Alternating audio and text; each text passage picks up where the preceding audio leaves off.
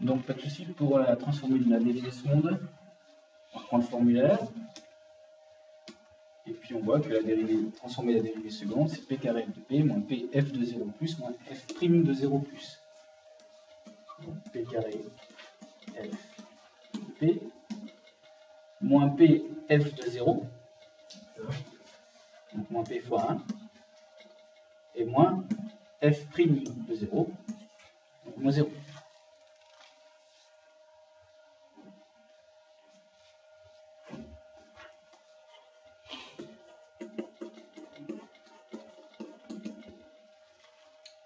Pour la dérivée, on revient toujours dans le formulaire. On a la formule appliquée au formulaire.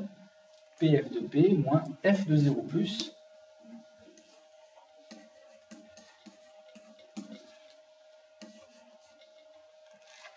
Donc moins 1. C'est vraiment p? Non. Pour la dérivée, pf de p moins f de 0 plus. F de 0 plus, c'est 1.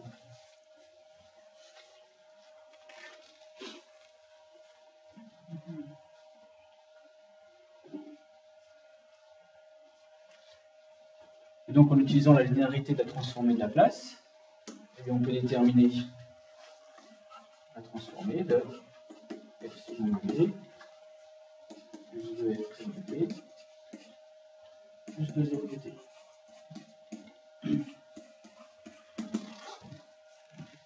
Tout remplacer, ça donne p carré f de p en p plus 2 facteurs de pf de p en 1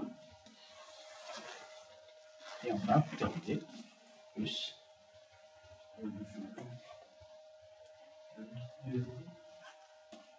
oui, 2 f de p. Deux fois la transformée de la fonction f, on ne la connaît pas, hein, donc on l'appelle grand F.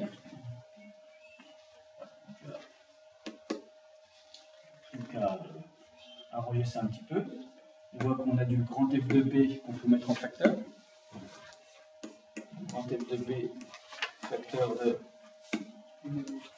p carré, plus 2p, plus 2. Et il nous reste moins p moins 1. Voilà ce que donne la transformée de tout ça. Alors évidemment, on comprend pourquoi on le fait, parce qu'en fait, ici, dans cet exercice, on détaille la résolution d'une équation différentielle à l'aide de la transformée de Laplace. Donc en fait, ce qu'on va faire, on va calculer la transformée des deux membres. Donc on va commencer par le premier. On vous demande ensuite le deuxième. Donc ça, pour le deuxième, pas de souci. La transformée de exponentielle moins t de t est égale. Alors, c'est la formule générale f de p plus 1 quand tu ne connais pas grand F. Sauf que là, tu le connais, grand F.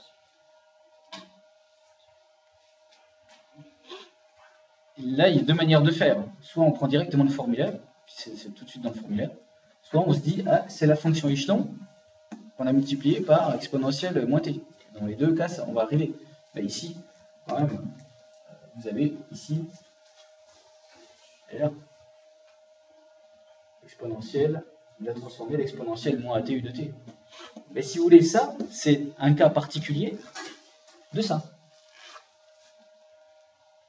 C'est-à-dire que vous avez, dans un premier temps, la fonction échelon, dont la transformée est 1 sur p, et en multipliant l'échelon par exponentielle moins AT, vous prenez la transformée de l'échelon 1 sur p, et vous remplacez p par p plus 1. Voilà. C'est cohérent avec la formule. Voilà, donc là, c'est 1 sur p plus 1. Voilà. Et donc, d'après l'équation d'après l'équation différentielle, qui est ici, d'après l'équation 1, eh bien, on peut en déduire, puisque les deux fonctions sont égales, donc on en déduit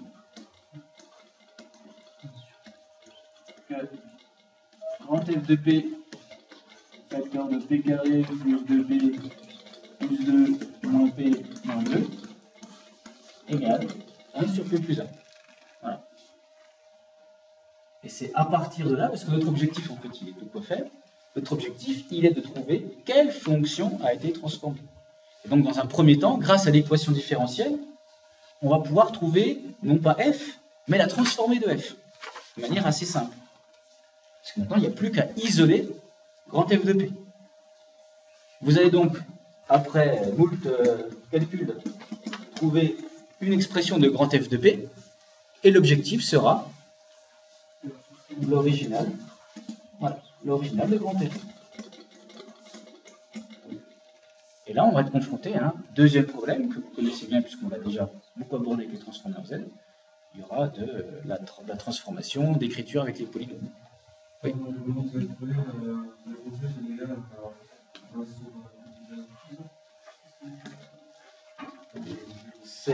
Je reprends l'égalité qui est ici. Comme la transformée d'exponentielle moins t de t sur le plus. Voilà, donc là, il y a un petit peu de calcul à faire. Donc là, on a intérêt à arranger ça parce que vous aurez beaucoup de mal à faire la suite.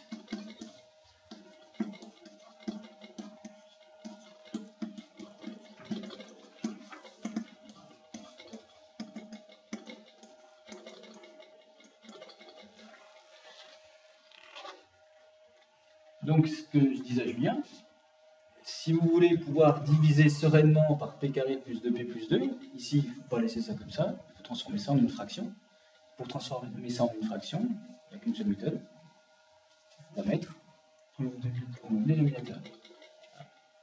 Un dénominateur commun, p plus 1. Qu'est-ce qu'on a ici? Non, pas tout de suite. Ah, on commence déjà. Il y a déjà 1.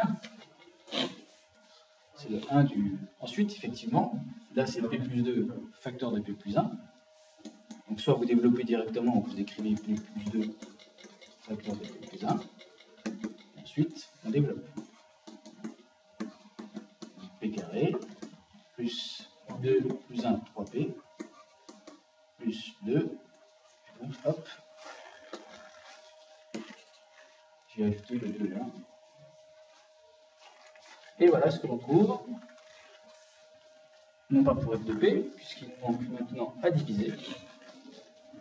C'est équivalent à ce que quand f de p égale finalement p carré plus 3p plus 3, le tout divisé par p plus 1, facteur de p carré plus 2p plus 2. Et voilà.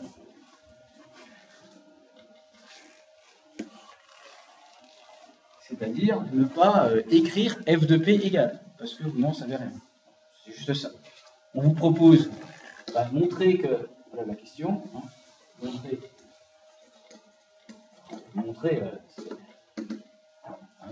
abusif, hein, montrer que grand f de p égale, donc on vous propose. Voilà, exactement. Vous partez du calcul.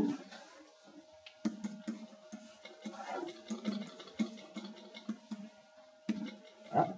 Donc, pour montrer ça, ben, vous partez du calcul, comme tu l'as dit. 1 sur p plus 1 plus 1 sur p plus 1 carré plus 1 égale. Et là, vous y allez. Vous développez, vous réduisez le dénominateur, etc., etc., etc. Et si tout va bien, vous obtenez ça. Mais ne dites surtout pas ça. Parce que, justement, vous n'en savez rien et vous voulez le montrer. C'est égal à quelque chose. En fait, même pas, on ne cherche même pas à trouver une fonction, une transformée d'une autre fonction. On a un calcul, une expression, des expressions algébriques ici, et on les transforme. Cette forme-là, pour nous, pour trouver l'original, c'est impossible. Regardez votre formulaire, vous ne pourrez pas à partir de là trouver l'original de la fonction f pour la transformer dans ça. Par contre, vous voyez bien que si vous travaillez avec ça, voilà, cette fois-ci, grâce au formulaire, vous allez très rapidement trouver la fonction f. Donc là, c'est du travail sur l'écriture mathématique. il y a deux choses. Hein. La première chose, c'est les propriétés sur les fractions, comme je viens de vous les montrer, trouver le A et le B. Et deuxième chose, c'est la transformation de P carré plus 2P plus 2.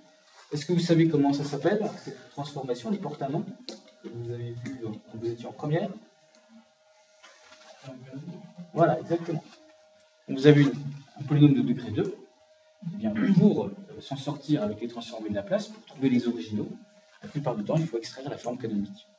Et en extrayant la forme canonique, eh bien, on fait apparaître le fameux P plus quelque chose au carré plus machin, qui est, quelque part, soit un sinus, soit un cosinus. Vous l'avez fait, non? Ouais, c'est bon. Donc, à partir de là, on en déduit F. Finalement, qu'est-ce qui a donné 1 sur P plus 1 comme transformé?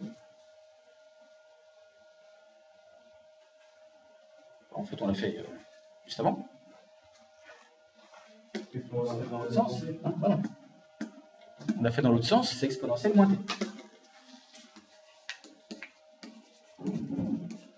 Puis ensuite, qu'est-ce qui donne 1 sur P plus 1 au carré plus 1? Alors on se dit, tiens, ça c'est du sinus. On n'a pas de P au numérateur, on a un P avec du carré plus quelque chose, c'est du sinus. Si vous repérez que c'est du sinus, deux choses. La première chose, trouver oméga. C'est facile, oméga c'est 1. Donc ce sera du sinus t. Sauf que...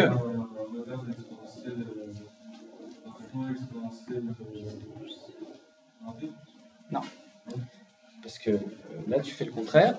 C'est quand tu as... Ah oui, pardon.